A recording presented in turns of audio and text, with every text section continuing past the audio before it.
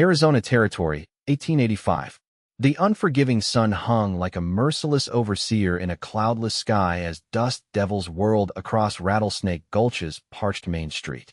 3 seasons without meaningful rain had turned hope as brittle as the yellowed grass surrounding the small settlement.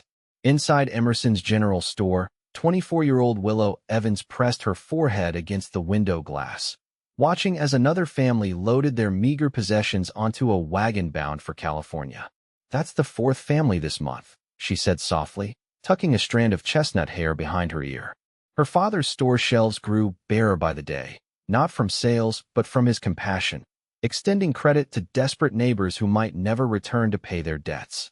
"Can't blame them for leaving," her father replied, his voice heavy with resignation. "No water means no crops, no cattle, no future." The bell above the door jangled, and both Evans turned to see a tall, unfamiliar figure silhouetted against the harsh light.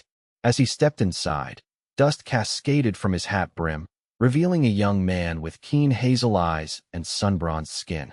Though trail-worn, there was an undeniable vitality about him, broad shoulders tapering to a trim waist, light brown hair curling at his collar, and only the shadow of a day's stubble on his strong jawline. "Afternoon," he said, removing his hat with a politeness that marked him as different from the typical drifters passing through. "Name's Knox Naylor. Looking for work and a place to water my horse, though I see that might be a tall order around here." Willow found herself straightening the simple blue calico dress she wore, suddenly conscious of the perspiration dampening her temples and the wisps of hair escaping her practical bun. "Water's scarce enough for people, let alone horses," Mr. Evans said bluntly. "But if you're handy with tools, Miller's place burned last week. He could use help rebuilding before winter." Knox nodded thoughtfully, his gaze lingering on Willow for a moment longer than propriety might dictate. "Much obliged for the direction," he said. "And might I ask where a man could find lodging in town?" "Mrs. Hollister takes boarders," Willow replied, surprised by the slight tremor in her voice. "2 doors down, white picket fence." She hesitated before adding, "Though I should warn you, she'll talk your ear clean off if given half a chance." A smile spread across Knox's face, genuine, warm, reaching his eyes in a way that made something flutter in Willow's chest. "I appreciate the warning, Miss Evans." "Willow Evans." "Miss Evans." He tipped his hat. "I reckon I'll see you around town." As the door closed behind him, Willow's father raised an eyebrow. "Handsome young buck, that one. But we've seen his kind before. Here today, gone tomorrow when things get too difficult." Willow turned back to the window, watching as Knox led his dun gelding down the dusty street. "Maybe," she murmured. "Or maybe not." What neither Evans could have guessed was that Knox Naylor carried more than just his saddlebags and rifle. He carried secrets, skills, and a past that would either save their dying town or destroy what little remained of it. By the following week, Knox had secured work not only helping rebuild Miller's house, but also taking odd jobs throughout Rattlesnake Gulch. The townspeople watched him with the cautious curiosity they reserved for all newcomers, but his tireless work ethic and easy smile gradually softened their wariness. Willow found herself creating excuses to walk past building sites where he worked, her heart quickening whenever their eyes met. On her 3rd circuit past Miller's half-constructed home, Knox called out to her, "Miss Evans." He jogged toward her, wiping sweat from his brow with a bandana. "I was hoping to run into you." "You were?" Willow clutched her basket tighter, conscious of the curious glances from other workers. "Been meaning to ask, any chance your father stocks surveying equipment? Transit, tripod, that sort of thing?" The question surprised her. "Surveying equipment? No, nothing like that." "May I ask why?" Knox glanced around before lowering his voice. "I've been studying the terrain around town, the way the land slopes from those foothills to the north." He pointed toward the distant rise of mountains. "There's water up there, underground springs that could feed this valley if properly tapped." Willow stared at him in disbelief. If there were springs, surely someone would have found them by now. "Not necessarily." His eyes lit with an intensity that caught her off guard. "I've seen similar terrain in Colorado. Sometimes water runs deep, especially in limestone formations. And you know about such things because—" Knox hesitated, and something flickered across his face. Caution, perhaps, or secrets held close. "I've had some experience. Before I came here." Before she could press further, Miller called for Knox to return to work. With a tip of his hat and a promise to explain more later, he jogged back to the building site, leaving Willow with more questions than answers. That evening at supper, she mentioned the exchange to her father. Surveying equipment? Her father frowned. Strange request for a cowhand. He said he's seen springs in similar terrain. In Colorado. She pushed her beans around her plate. What if he's right, father? What if there's water just waiting to be found? And what if he's spinning tales to impress a pretty girl? Her father countered gently. Dreams are dangerous things in times like these, daughter, especially when they come wrapped in a handsome package. Willow felt heat rise to her cheeks. It's not like that, isn't it? Her father's knowing smile only deepened her blush. Later that night, unable to sleep, Willow stepped onto the small porch behind their store. The air had cooled slightly, bringing temporary relief from the day's oppressive heat. In the distance, she could make out a lone figure silhouetted against the starlit sky atop the ridge north of town. Even at this distance, she recognized Knox's straight-backed posture. He stood motionless, as if listening to the land itself. What secrets did this mysterious young cowboy harbor? And what would it mean for Rattlesnake Gulch if his theories about hidden water proved true? Sunday morning found the town's remaining population gathered in the small whitewashed church. Reverend Phillips had shortened his sermons as the drought worsened, seeming to understand that his congregation's faith was tested enough without lengthy discourse on divine trials. Willow sat with her father in their usual pew, her eyes automatically seeking out Knox. He sat near the back, freshly shaved, and wearing a clean shirt that accentuated his broad shoulders.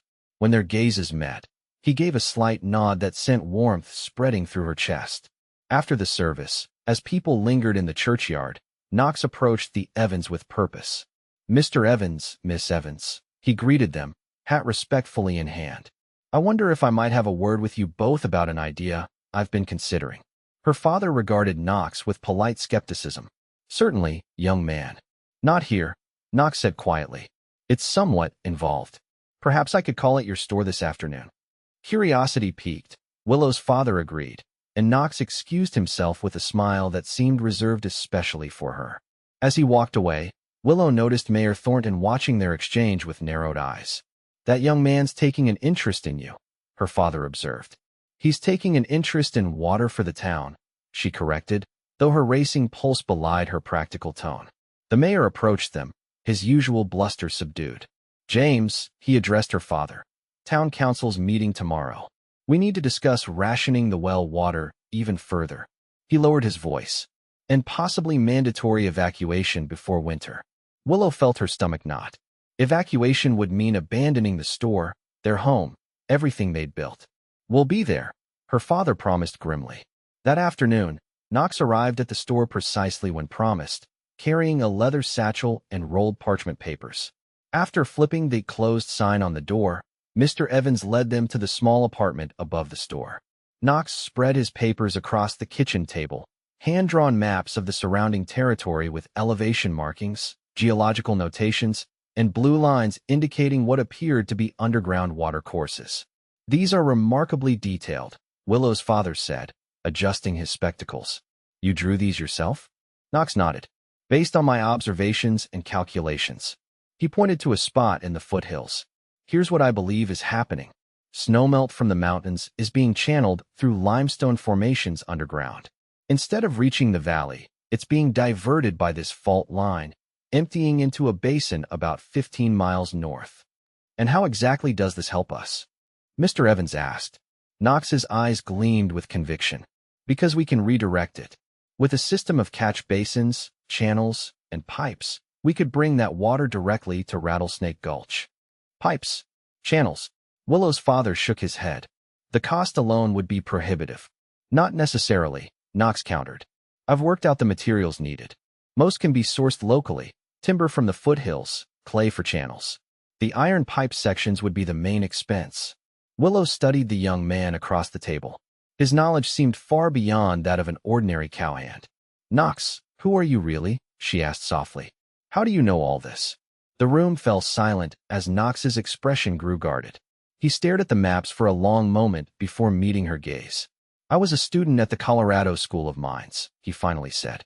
"Engineering. Hydrology. until circumstances changed my path. What circumstances? Her father pressed. Knox's jaw tightened. That's not important right now. What matters is that I know how to bring water to this town before it disappears entirely. The certainty in his voice was compelling, but Willow sensed there was much more to his story, perhaps something painful, possibly dangerous. Before she could probe further, Knox continued. I need backing to present this to your town council. As a stranger, they'll dismiss me outright. But with respected citizens supporting the idea, you're asking us to stake our reputation on this. Her father asked. I'm asking you to believe that Rattlesnake Gulch doesn't have to die. The passion in Knox's voice stirred something in Willow. Hope, fragile but undeniable. She looked to her father, whose skepticism seemed to be wavering. The council meets tomorrow, she said. We could at least present the idea. Her father studied Knox intently. One question, son. Why here? Why us? There are plenty of towns in trouble these days. What brings you to our particular dying community? The question hung in the air, and something unreadable passed over Knox's features. When he answered, his voice had softened. Sometimes a man finds himself in a place where he's needed, where he can make amends. Amends for what? Willow asked. Knox gathered his maps, carefully rolling them. That's a longer conversation, Miss Evans. One I hope to have someday, if you'll give me the chance to prove myself first. As he prepared to leave, Willow walked him to the door. You still haven't really answered my father's question, she said quietly. Why Rattlesnake Gulch? Knox paused at the threshold, his eyes meeting hers with an intensity that made her breath catch. Would you believe me if I said it just felt right from the moment I rode in? The way he looked at her suggested he wasn't just talking about the town, and Willow felt warmth bloom in her cheeks. Before she could respond, he tipped his hat and disappeared down the stairs. Behind her, her father cleared his throat. That young man is either a visionary or a very skilled confidence man. The trouble is, I can't decide which. Willow continued staring at the empty doorway. I think we should hear him out tomorrow. What do we have to lose? What neither of them could know was that Knox Naylor's past was rapidly catching up with him. A past that would threaten not only his plans for Rattlesnake Gulch, but potentially his very life. The town council meeting the next evening was better attended than any in recent memory. Word had spread about a potential solution to the water crisis, drawing even the most discouraged citizens to the cramped town hall. Mayor Thornton called for order, his expression sour as he surveyed the gathering. I understand there's a proposal regarding our water situation, he began, nodding reluctantly toward Knox, who stood at the back of the room. Mr. Naylor, I believe you have something to present. Knox moved to the front, bringing his maps and diagrams. With confidence that belied his youth, he explained his theory about the diverted water and his proposal for redirecting it to Rattlesnake Gulch. What you're describing would cost hundreds, maybe thousands of dollars, Councilman Palmer objected. Money this town simply doesn't have. I've calculated approximately $800 in materials, Knox acknowledged. But consider the alternative. Abandoning your homes, your businesses, everything you've built here. And where exactly would this money come from? Mayor Thornton demanded. I have some savings, Knox replied. And I believe if everyone contributed what they could, contribute to a stranger's wild scheme. A voice called from the back. Based on what guarantee? The room erupted in overlapping arguments. Willow watched Knox's face as the initial optimism drained from it, replaced by a tightening around his eyes that suggested he'd expected this reaction but hoped for better. Her father stood suddenly. I'll put in $50, he announced, and credit at the store for any supplies needed. A startled hush fell over the room. James Evans was known for his prudence with money. If he was willing to invest, others took notice. The Evans family stands to gain if the town survives, Mayor Thornton pointed out. What about the rest of us? What assurance do we have this isn't just throwing good money after bad? Knox squared his shoulders. No assurance but this. I'll work without pay until the water flows. If it doesn't, I'll personally reimburse every contribution. With what? Someone shouted. You rode in here broke as the rest of us. I'm not as broke as you might think, Knox replied quietly. Something in his tone silenced the room. After a moment, Miller, whose house Knox had been helping rebuild, stood. I'll put in $20 and my labor. One by one, other townspeople made similar pledges until nearly $500 had been committed. Mayor Thornton looked distinctly uncomfortable as the tide turned. "This is all very inspiring," he said sarcastically. "But I feel compelled to point out that we know precious little about Mr. Naylor here. His qualifications, his background." He fixed Knox with a pointed stare. "His character." Knox's jaw tightened almost imperceptibly. "My background is irrelevant. Judge me by my work, not my past. A man with nothing to hide doesn't talk that way." The mayor pressed. Willow stood, surprising herself as much as everyone else. "I believe him," she said clearly. "I believe in what he's proposing, and I'll contribute $25 of my own savings." Knox's eyes found hers across the room, filled with gratitude and something deeper that made her heart skip. The meeting ended with a reluctant approval to proceed, though Mayor Thornton insisted on a committee to oversee expenditures. Himself, Councilman Palmer, and James Evans. As people filed out, discussing the unexpected turn of events, Willow waited near the door for Knox. "Thank you," he said when he reached her. "Your support made the difference." "I meant what I said. I believe in your idea." She hesitated. But the mayor wasn't entirely wrong. "There's something you're not telling us." Knox glanced around to ensure they weren't overheard. "There are parts of my past I'm not proud of, Miss Evans. But I swear to you, my intentions here are honorable." His hand briefly touched hers. "I hope someday to earn enough of your trust to explain everything." The touch, though fleeting, sent a current of warmth up her arm. Before she could respond, her father approached, and Knox respectfully stepped back. "Work begins tomorrow at dawn," Knox said, addressing them both. "We'll start with the survey team heading into the foothills." As Knox walked away, Willow's father gave her a knowing look. "You're falling for him." "I admire his vision," she protested weakly. "Willow." Her father's tone was gentle but serious. "He's hiding something. Be careful with your heart until you know what it is." She nodded, but as she watched Knox's retreating figure, illuminated by the setting sun, Willow feared it might already be too late for such caution. Meanwhile, in the telegraph office, Mayor Thornton was sending a message to contacts in Colorado. The wire was brief, seeking information on Knox Naylor. Engineering background. Possible Colorado School of Mines connection. Urgent. Whatever secrets Knox carried, they wouldn't remain buried for long. The next 3 weeks transformed Rattlesnake Gulch. Under Knox's direction, teams of men began the arduous work of surveying the route from the foothills to town. Willow watched in amazement as Knox seemed to be everywhere at once, marking elevations with his improvised transit, directing excavation teams, designing catch basins from local materials. On a warm Saturday, she brought lunch to the workers at the uppermost work site, picking her way carefully along the rough trail. She found Knox alone, examining rock formations with intense concentration. "You'll work yourself into exhaustion," she said, holding out a cloth-wrapped package. "I brought you something to eat." He looked up in surprise, a genuine smile breaking across his face. "Miss Evans, you didn't need to come all this way." "Willow," she corrected, settling on a nearby rock. "After all this time, I think we can dispense with formalities." He accepted the food gratefully, sitting beside her. For a moment, they ate in companionable silence, looking out over the valley below where tiny figures worked along the surveyed route. "It's really happening," she said softly. "People are saying you've performed a miracle just by bringing hope back." Knox shook his head. "No miracle. Just applied knowledge and a lot of willing hands." He studied her profile. "You've been a bigger part of this than you know. Your faith in the project kept others from giving up that first week." She turned to face him, suddenly aware of how close they sat, how his eyes caught the midday sun. "It wasn't just faith in the project," she admitted. Something shifted in his expression, tenderness mixed with conflict. "Willow, he stopped, looking away. "There are things about me you should know before." "Before what?" she prompted gently. His hand moved as if to take hers, then withdrew. "Before you decide what you think of me." Before she could press him further, a shout from down the hillside interrupted them. One of the workers was waving urgently. "We hit something," the man called. "You'd better come see." Knox was on his feet instantly, extending a hand to help Willow up. They hurried down to where a small group had gathered around a freshly dug section of the future channel. Water was seeping steadily from the exposed rock face. "Is it a spring?" someone asked. Knox knelt, examining the flow with expert eyes.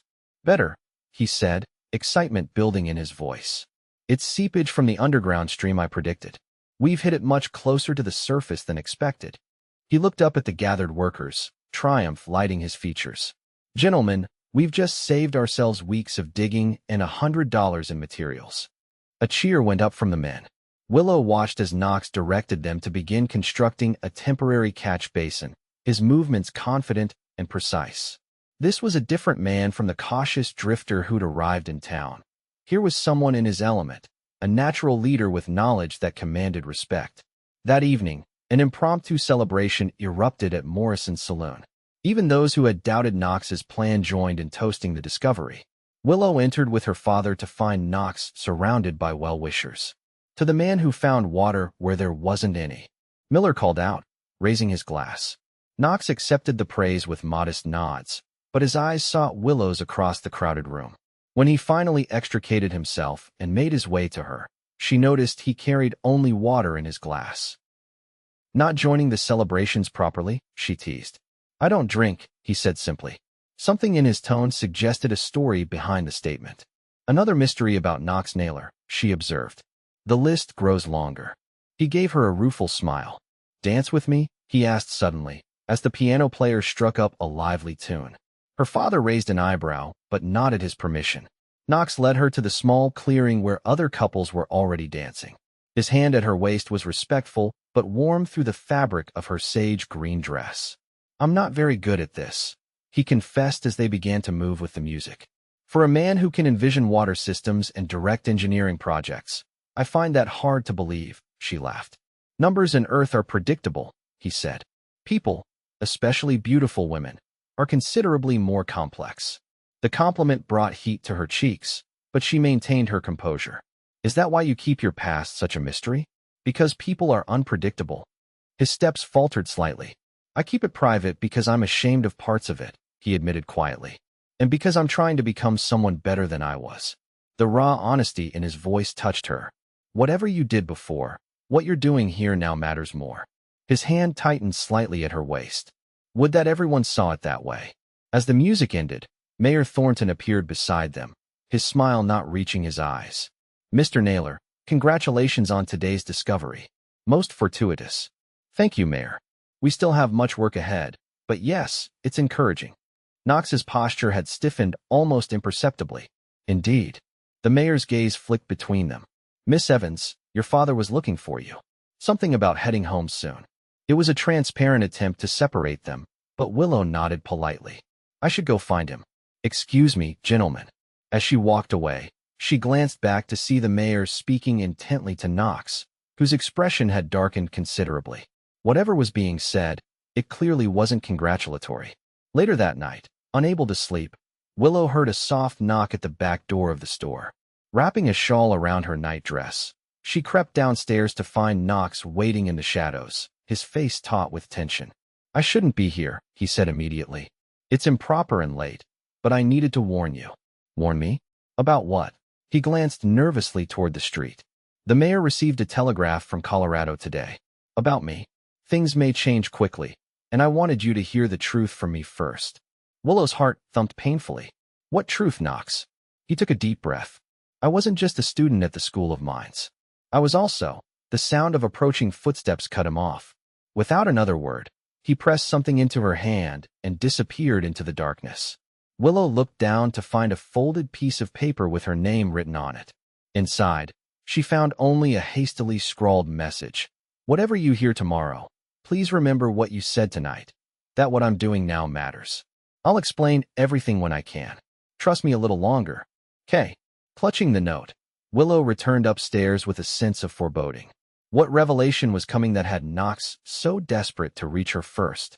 And why did it feel as though the fragile hope that had been building in Rattlesnake Gulch, and in her heart, was suddenly balanced on the edge of a precipice? Morning brought chaos to Rattlesnake Gulch. Willow awoke to the sound of raised voices in the street and hurried to her window to see a small crowd gathering outside the sheriff's office. Dressing quickly, she rushed downstairs to find her father already at the store's front window. What's happening? She asked, joining him. Sheriff's arrested Knox Naylor, he said grimly. Mayor Thornton's calling for a town meeting in an hour. Willow felt the blood drain from her face. Arrested? On what charges? No one's saying yet. He gave her a searching look. Did you know he came to our back door last night? She started in surprise. You knew? These old floorboards creak something fierce, he said with a slight smile. What did he want? Wordlessly, she handed him Knox's note. Her father read it, his expression thoughtful. Seems he knew this was coming, he observed. Question is, what exactly is this? An hour later, the town hall was packed beyond capacity. Mayor Thornton stood at the front, his expression grave beside a grim-faced Sheriff Davis. Knox was nowhere to be seen. Citizens of Rattlesnake Gulch, the mayor began. I called this meeting to inform you of disturbing information received yesterday regarding Knox Naylor. He paused for effect. Information that proves he is not who he claimed to be. A murmur ran through the crowd. Willow gripped her father's arm tightly. Mr. Naylor was indeed briefly a student at the Colorado School of Mines, Thornton continued, until he was expelled 3 years ago. Following his expulsion, he became involved with the Harlow Gang. Yes, the very same outlaws who robbed the Denver Cheyenne stage line repeatedly last year. The murmur became a rumble of shock. Willow felt as though the floor were tilting beneath her feet. That's not all, Thornton pressed on. During a failed robbery attempt, Naylor was shot and captured. He avoided prison only by turning state's evidence against his former companions. The Harlow Gang's leader, Curtis Harlow, was hanged largely on Naylor's testimony. What does this have to do with our water project? Miller called out. The man's found us water. Has he? Thornton countered. Or has he orchestrated an elaborate scheme to extract money from a desperate town? We've already collected over $500. Money that could disappear along with Mr. Naylor at any moment. That's ridiculous, Willow said loudly, drawing all eyes to her. He's worked alongside everyone, dawn to dusk. We've seen the results ourselves. Perhaps, the mayor conceded. Or perhaps what we've discovered is merely a seasonal seep that would have dried up in weeks. Meanwhile, our supposed savior has been asking pointed questions about the town's finances, the routes of money shipments, even which citizens might have valuables stored in their homes. This revelation sent a new wave of unease through the crowd. Willow looked around in dismay as faces that had been jubilant the previous evening now showed doubt and suspicion. Where is he now? James Evans asked. Shouldn't Mr. Naylor be here to defend himself? Sheriff Davis stepped forward. He's in my custody, pending further investigation. I've sent telegraphs to Colorado authorities requesting additional information. And the water project? Someone called out. Suspended, Mayor Thornton declared, until we determine whether it's legitimate or part of a confidence scheme. As the meeting dissolved into arguments, Willow slipped away, heading directly to the sheriff's office. Deputy Clausen blocked her path at the door. I need to see him, she insisted. Sorry, Miss Evans. Sheriff's orders, no visitors. 5 minutes, she pleaded. Just 5 minutes. The deputy hesitated, then glanced over his shoulder before lowering his voice. Sheriff's up at the town meeting. 5 minutes, no more. He led her to the single cell at the back, where Knox stood at the barred window. He turned at her approach, his expression shifting from surprise to shame. You shouldn't be here, he said quietly as the deputy retreated to give them privacy. Is it true? She asked without preamble. Were you an outlaw? Knox closed his eyes briefly. Yes, he admitted. For 8 months, I rode with the Harlow Gang. I was young, angry, desperate after being expelled. He stopped himself. That's not an excuse. What matters is that I realized my mistake before it was too late. You testified against them. He nodded. Curtis Harlow killed a guard during that last robbery, shot him in cold blood when he didn't need to. I couldn't be part of that. His hands gripped the cell bars. After the trial, I was given a choice, prison or leave Colorado and start fresh. I chose the latter. And coming here, finding water for Rattlesnake Gulch, is exactly what I said it was, he insisted. A chance to use what I know to help people instead of harming them. To make amends. He reached through the bars, his fingers stopping just short of touching her. I should have told you sooner. I was afraid you'd look at me exactly the way you're looking at me now. How am I looking at you? She whispered. Like you're seeing a stranger. Like you're wondering if anything I ever said was true. Willow studied him. The earnestness in his eyes, the tension in his shoulders, the calluses on his hands from weeks of hard labor. The water is real? She asked finally. As real as I'm standing here. he said fervently. Everything I've said about the project is true. We're tapping into a substantial underground stream that could sustain this town for generations. The conviction in his voice was impossible to doubt. Yet doubts remained about other matters. The mayor said you've been asking questions about valuables, money shipments. Knox's expression darkened. That's Thornton twisting things. I asked about the town's financial resources to determine what materials we could afford. I asked about routes because we need to know when supplies might arrive. I never. He stopped, realization dawning. Thornton wants this project to fail. Why would he want that? I don't know yet. But something's not right. Knox glanced toward the front of the office. Willow, listen carefully. If they stop the water project now, all our work will be for nothing. The channel needs to be completed before the first snow, or winter runoff will destroy what we've built. The deputy's boots sounded on the floorboards. Time's up, Miss Evans. I'll find a way to help, she promised quickly. I believe you, Knox. Relief washed over his features. There's a leather journal in my room at Mrs. Hollister's, he said rapidly. All my calculations and plans are in it. Get it before Thornton does. As the deputy escorted her out, Willow's mind raced. Her instincts told her Knox was telling the truth about the water project, regardless of his past. But proving it, and uncovering why the mayor might want to sabotage their hopes, would require evidence. Outside the sheriff's office, she nearly collided with her father. I wondered where you disappeared to, he said, taking in her flushed cheeks. You've seen him. She nodded. Father, I need to get into his room at the boarding house. There's a journal with all his engineering notes, proof the project is genuine. Her father studied her face. You still believe in him? I believe in what he's doing for this town, she said carefully. The rest, I'm still sorting through. After a moment, he nodded. I'll speak to Mrs. Hollister. As a town councilman overseeing the project's finances, I have a right to examine his documentation. An hour later, they had the journal, a worn leather book filled with precise diagrams, complex calculations, and detailed notes on the terrain and hydrology of Rattlesnake Gulch. It was clearly the work of someone with genuine expertise, not the hasty fabrication of a confidence man. But tucked among the pages, they found something else, a newspaper clipping about the Harlow gang's capture and trial. The accompanying illustration showed 5 men standing before a judge.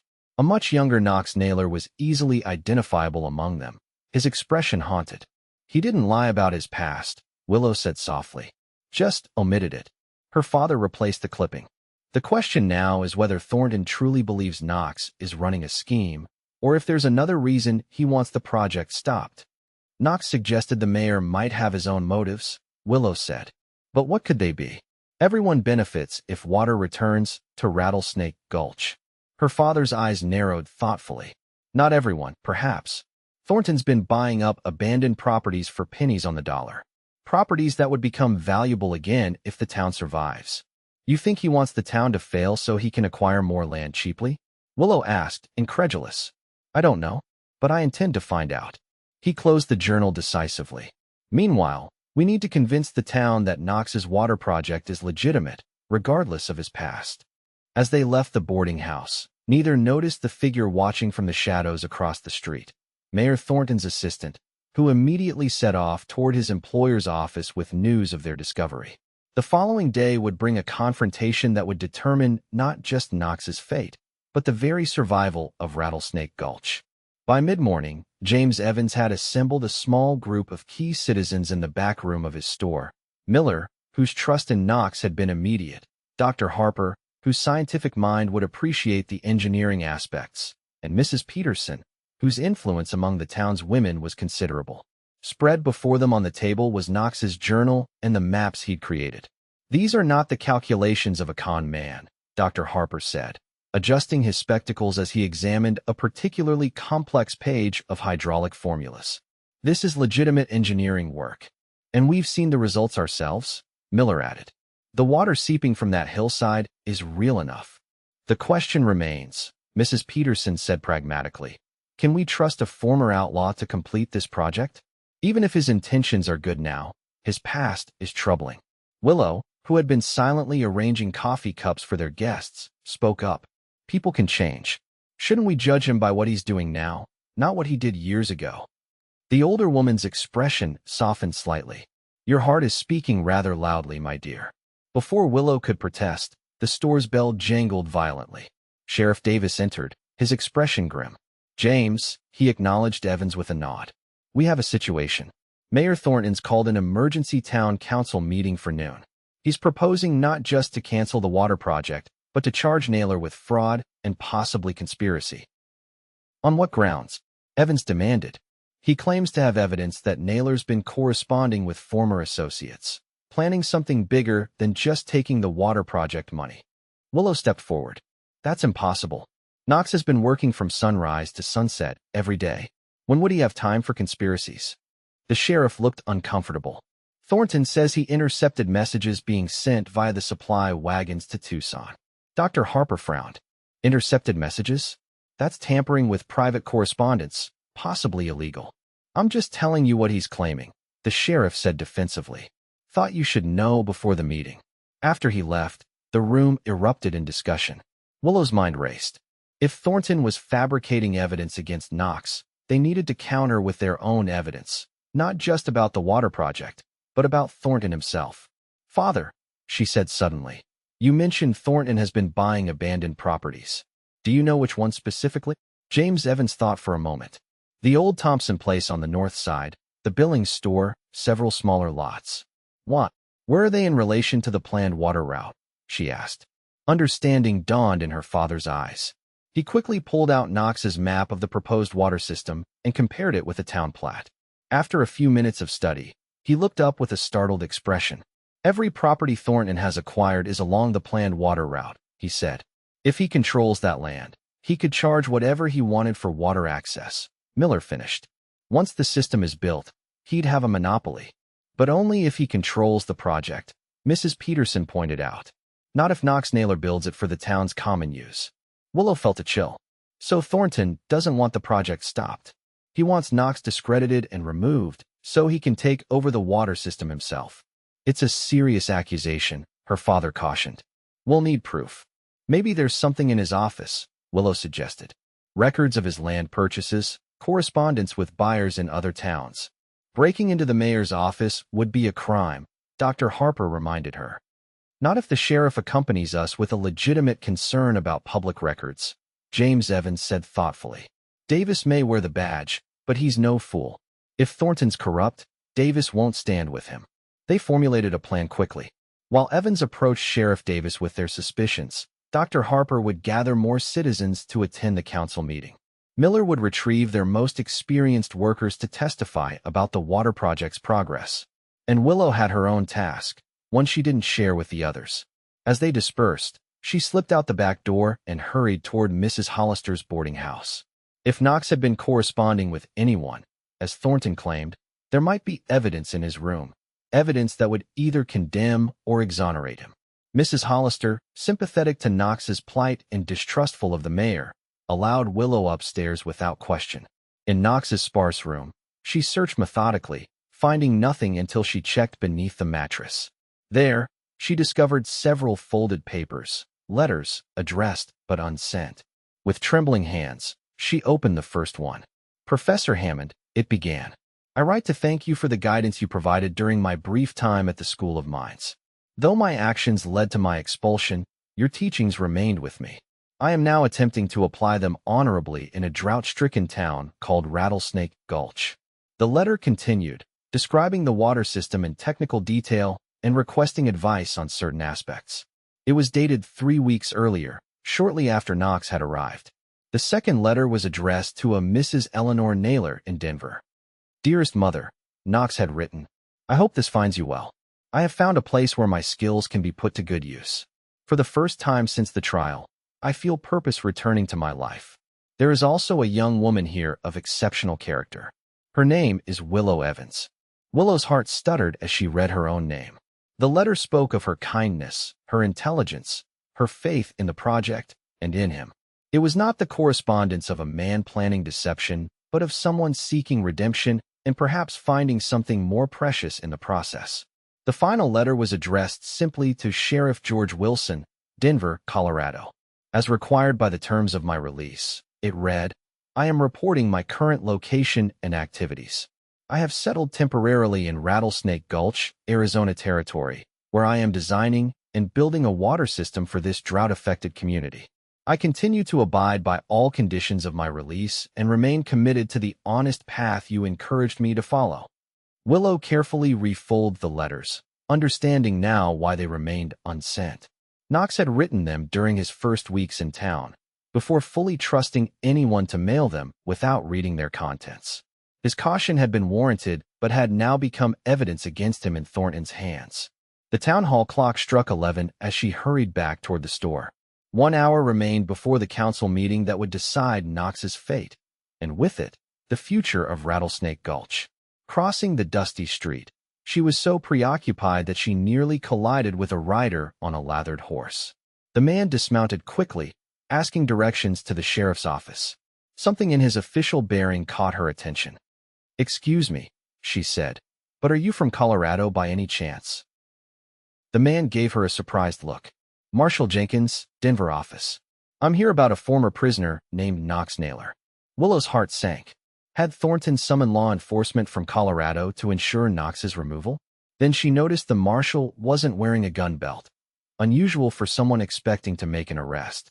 "Mr. Naylor is being held in our jail," she said carefully. "May I ask your business with him?" The marshal studied her curiously. "Are you Willow Evans by any chance?" She started in surprise. "Yes. How did you?" "Sheriff Wilson received a letter from Naylor last month mentioning you. I'm here because we received an unusual telegraph from your mayor claiming Naylor was planning some kind of criminal activity. And," Willow prompted, "and Sheriff Wilson found it suspicious, given Naylor's exemplary compliance with his release terms. He sent me to investigate." The marshal's eyes narrowed slightly. "Though it seems I may have walked into something more complicated than expected." Hope flared in Willow's chest. "Marshal Jenkins, I believe our mayor is attempting to frame Knox for his own purposes. There's a council meeting at noon where everything will come to a head. Would you consider attending?" The marshal nodded thoughtfully. "Lead the way, Miss Evans. I'm very interested to hear what your mayor has to say." As noon approached, citizens streamed toward the town hall, word having spread about the dramatic confrontation to come. Inside, Mayor Thornton arranged papers at the council table, looking confident until he glanced up to see James Evans entering with Sheriff Davis and several prominent townspeople. His confidence faltered further when Marshal Jenkins stepped through the door and disappeared entirely when Knox Naylor was escorted in, not in shackles, but walking freely beside Deputy Clausen. The meeting that followed would long be remembered in Rattlesnake Gulch. Mayor Thornton presented his accusations with increasing desperation as one by one, they were dismantled. The marshal confirmed Knox's legitimate release terms. Sheriff Davis revealed what they discovered about Thornton's strategic property acquisitions. Dr. Harper testified to the scientific validity of the water project. And James Evans presented documentation of the mayor's attempts to purchase still more land along the proposed water route. Throughout it all, Knox remained composed, answering questions honestly about his past and his intentions for the water system. When Willow produced the unsent letters, explaining why they had remained in his possession, the last doubts about his character began to fade. "The water project continues," Councilman Palmer declared finally, to cheers from the assembled citizens. "And Mayor Thornton will face a formal investigation into his actions." As the meeting adjourned, Willow found herself momentarily alone with Knox in the emptying hall. "You saved me," he said softly. "Again." "We saved each other," she corrected. "And the town." He stepped closer, his voice low enough for only her to hear. "I read what you said about me in that letter to your mother." Heat rose to her cheeks. Those were private thoughts. Beautiful ones. His fingers brushed hers tentatively. "I meant every word." Before she could respond, they were surrounded by townspeople eager to congratulate Knox and discuss next steps for the water project. The moment passed, but the promise in his eyes remained, warming her through the remainder of the day. The next 2 months transformed Rattlesnake Gulch beyond recognition. Under Knox's direction, and with renewed community support, the water system progressed rapidly. Channels were dug, lined with clay, and reinforced. Wooden flumes carried water across ravines. Iron pipes, ordered from Tucson at considerable expense, connected the system's key sections. As October turned the distant mountains golden, the day arrived to open the main sluice gate. The entire town gathered at the newly constructed reservoir north of town. a stone-lined basin that would regulate water flow to the distribution points throughout the settlement. Knox stood beside the gate mechanism, looking simultaneously exhausted and exhilarated. Beside him, Willow couldn't help but compare the confident young engineer with the trail-worn cowboy who had ridden into town months earlier. Both were the same man, she now understood, one who had made mistakes, learned from them, and found his true purpose. "Citizens of Rattlesnake Gulch," he called out, his voice carrying across the assembled crowd. "What you see before you is not my achievement, but yours. Every one of you contributed, with your hands, your resources, your faith when doubts arose." His eyes found Willow's. "Some of you believed in this project even when you had every reason not to." James Evans stepped forward. "On behalf of the town council, I present you with the final payment for your engineering services, as agreed." He handed Knox an envelope. "Though no amount could truly compensate for what you've given this community." Knox accepted it with a nod of thanks. "I only ask one thing in return," he said, "that this water system remain public, owned by the town itself, with equal access for every citizen. Already written into the town charter," Evans assured him. "Now, I believe we're all eager to see if this contraption of yours actually works." Laughter rippled through the crowd. Knox grinned and moved to the gate mechanism. "Willow," he called, "would you do the honors with me?" Surprise and pleasure warmed her as she joined him. Together, they grasped the wheel and turned it. With a groan of wood and metal, the gate lifted, and water began to flow into the main channel, a clear, steady stream that represented life itself for the parched community. Cheers erupted as people followed the water's progress down toward town. Children ran alongside the channel, marveling at the miracle of flowing water where there had been only dust for seasons past. In the joyful chaos, Knox drew Willow aside, leading her to a quiet spot overlooking the valley. "I received a letter yesterday from Colorado," he said, his expression serious. "The School of Mines has reviewed my work here. They've offered to reinstate me to complete my degree." Willow felt her heart constrict. "You're leaving, then?" "That depends." He took her hands in his. "The engineering challenges here are far from over. This system will need maintenance, expansion as the town grows." His thumbs traced gentle circles on her palms. "And there are other considerations keeping me here." "What considerations?" she asked, though she knew the answer in her racing pulse. Instead of replying with words, Knox reached into his pocket and withdrew a small wooden box. Opening it revealed a simple silver ring set with a single blue stone. "Turquoise," he explained, "from the very hills that gave us water. I found it while surveying the upper ridge." He took a deep breath. "Willow Evans, you saw the man I could be when I couldn't see it myself. You believed in me when I gave you every reason to doubt. I love you with a depth that makes those underground streams seem shallow by comparison." He knelt before her, the box held out like an offering. "Will you marry me, an imperfect man who promises to spend his life becoming worthy of you?" Tears blurred Willow's vision as she looked down at him. This complex, brilliant man who had brought life back to their dying town and to her cautious heart. "I don't want a perfect man," she said softly. "I want you, exactly as you are, with your past and your future." She extended her trembling left hand. "Yes, Knox Naylor, I will marry you." As he slipped the ring onto her finger, cheers erupted nearby. They turned to find half the town had followed them up the hill and witnessed the proposal. "About time," Miller called out good-naturedly. "We've all been waiting for this announcement since July." Amid laughter and congratulations, Knox pulled Willow close. "I hope you don't mind an audience," he murmured against her ear. "I don't mind anything as long as you're beside me," she replied, rising on tiptoes to seal their engagement with a kiss that promised a lifetime of shared purpose. The following spring, Rattlesnake Gulch bloomed as it hadn't in years. Gardens flourished, newly planted orchards took root, and the surrounding pastures grew green with promise. The constant flow of water had transformed not just the landscape, but the community itself. New families arrived weekly, drawn by reports of the town that had engineered its own salvation. On a perfect May morning, the little church overflowed with townsfolk gathered to witness the marriage of Knox Naylor and Willow Evans. The bride wore a gown of ivory silk adorned with delicate lace, a gift from the women of the town who had pooled their resources to order the fabric from back east. In her chestnut hair, She wore a crown of wildflowers that had sprouted along the water channels Knox had designed. As they exchanged vows before Reverend Phillips, Knox's voice carried clearly through the hushed church. With this ring, I pledge not just my love and fidelity, but my commitment to building a life as steady and nurturing as the waters that brought us together. Willow's answering promise was equally heartfelt. With this ring, I accept all of you, past, present, and future, and pledge to flow beside you through whatever landscapes life may bring. The celebration afterward lasted well into evening, with tables set up along the main street and lanterns hanging from newly planted trees. As twilight descended, Knox led his bride to a surprise he'd prepared at the edge of town, a small cottage surrounded by a picket fence, with a garden already sprouting and a stream running clear through the property. "Welcome home, Mrs. Naylor," he said, lifting her across the threshold. "I've been working on it in every spare moment these past months." Willow took in the simple, beautiful space with tears of joy. "It's perfect," she whispered, turning in a slow circle to admire the craftsmanship. "But how did you manage to keep it a secret in a town where everyone knows everything?"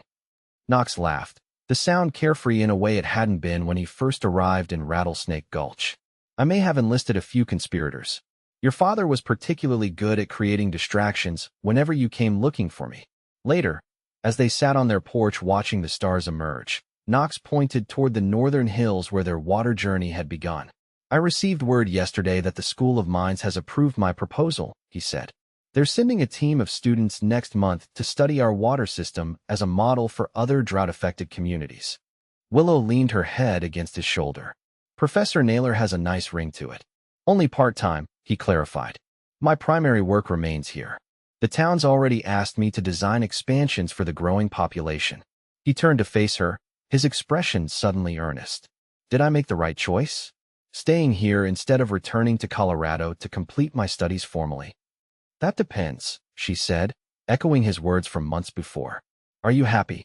His answer came in the form of a kiss that spoke of certainty, of belonging, of a future as promising as the water that now flowed abundantly through their once parched valley.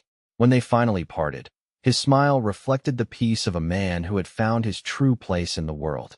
"Happier than I ever believed possible," he whispered against her lips.